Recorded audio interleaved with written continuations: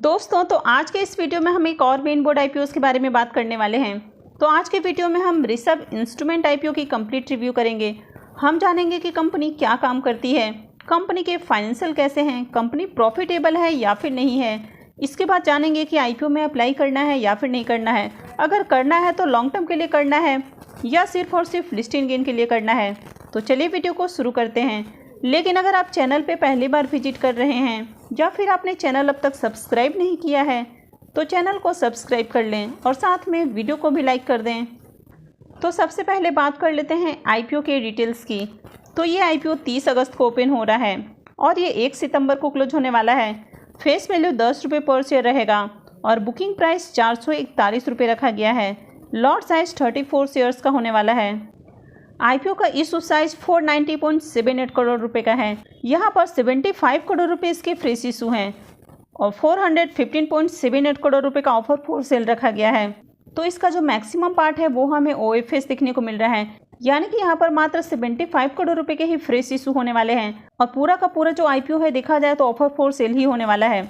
और ये एक मेन बोर्ड आईपीओ है, तो कंपनी बीएसई और एनएसई पे लिस्ट होने वाली है।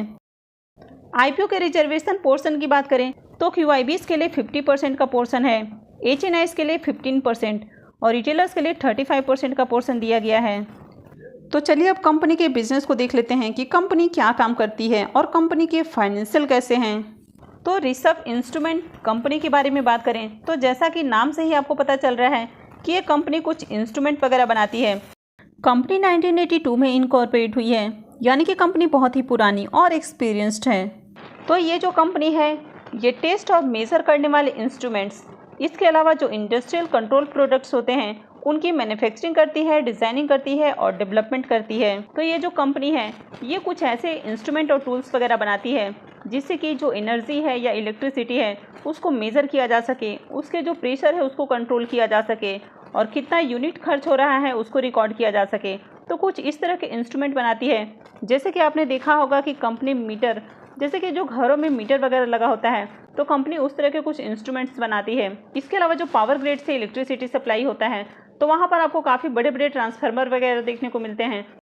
तो जब ग्रिड से पावर की सप्लाई दी जाती है तो उस तरह के कुछ जो मशीनरी वगैरह होती है तो कंपनी उस तरह के मशीनरी टूल्स, तो इस तरह के काफ़ी सारे जो मेजरमेंट वाले जो मशीन वगैरह होते हैं यानी कि टूल्स वगैरह होते हैं तो कंपनी उस तरह के प्रोडक्ट बनाती है। तो कंपनी काफ़ी अलग अलग तरह के टूल्स और इंस्ट्रूमेंट वगैरह बनाती है जिसमें कि एनर्जी के प्रेशर को मापा जा सके, इसके अलावा उसको कंट्रोल किया जा सके और साथ ही उसको रिकॉर्ड किया जा सके। तो इस तरह कंपनी अलग अलग तरह के इंस्ट्रूमेंट्स बनाती है।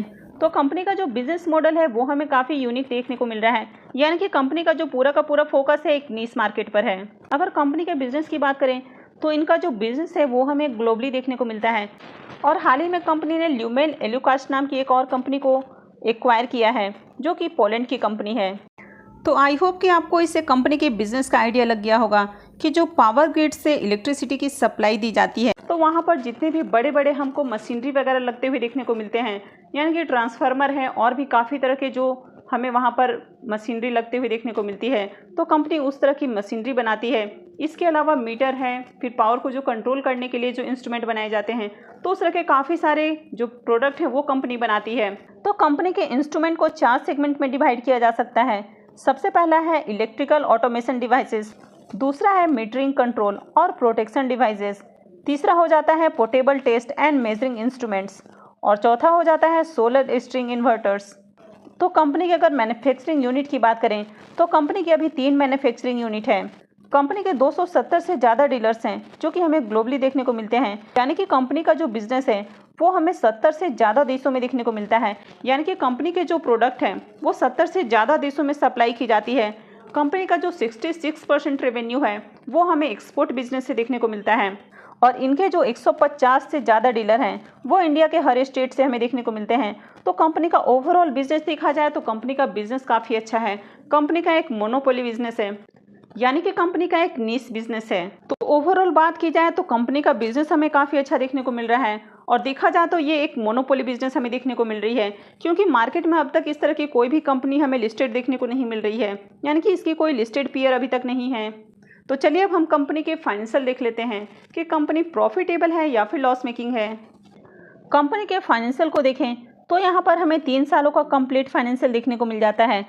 अगर कंपनी के एसेट की बात करें तो इसके एसेट में ईयर ऑन ईयर हमें काफ़ी अच्छी ग्रोथ देखने को मिल रही है।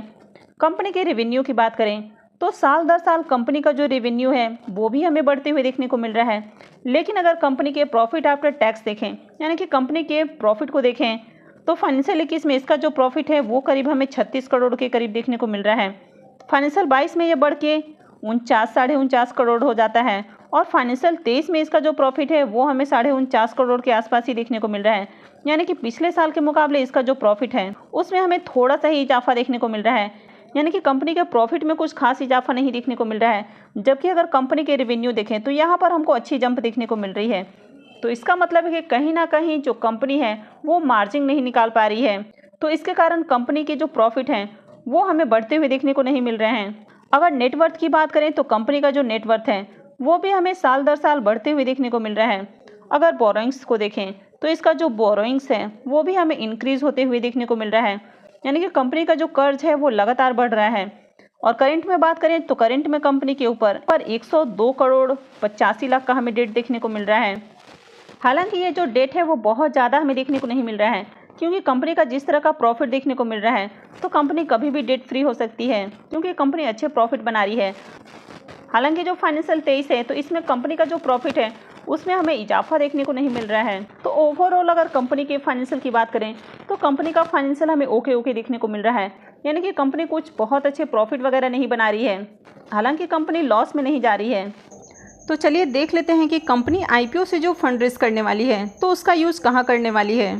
तो सबसे पहला ऑब्जेक्टिव हो जाता है कि कंपनी की जो नासिक वाली मैन्युफैक्चरिंग यूनिट है तो कंपनी उसका एक्सपेंशन करने वाली है। सेकेंड हो जाता है जनरल कॉर्पोरेट पर्पस। आईपीओ के इम्पोर्टेंट टाइम टेबल की बात करें तो आईपीओ 30 अगस्त यानी कि वेडनेसडे को ओपन हो रहा है और ये 1 सितंबर को क्लोज हो जाएगा। आईपीओ का अलॉटमेंट डेट 6 सितंबर होने वाला है। रिफंड डेट 7 सितंबर है।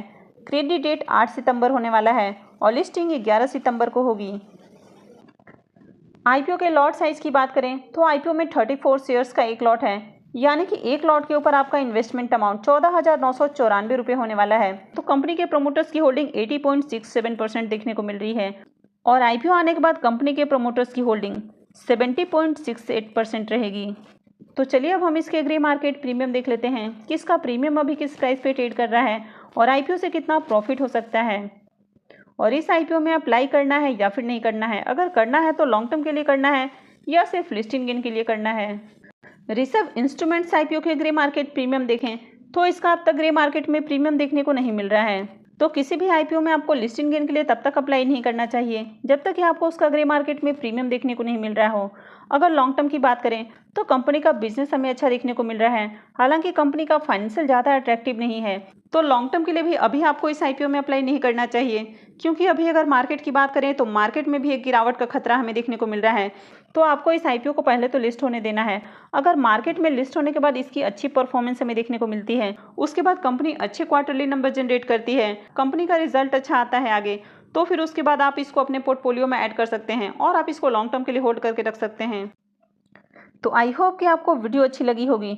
तो अगर आपने वीडियो को अब तक लाइक नहीं किया है तो वीडियो को लाइक कर दें और साथ में चैनल भी सब्सक्राइब करके रखें। और वीडियो को अंत तक देखने के लिए आप सबका बहुत बहुत धन्यवाद।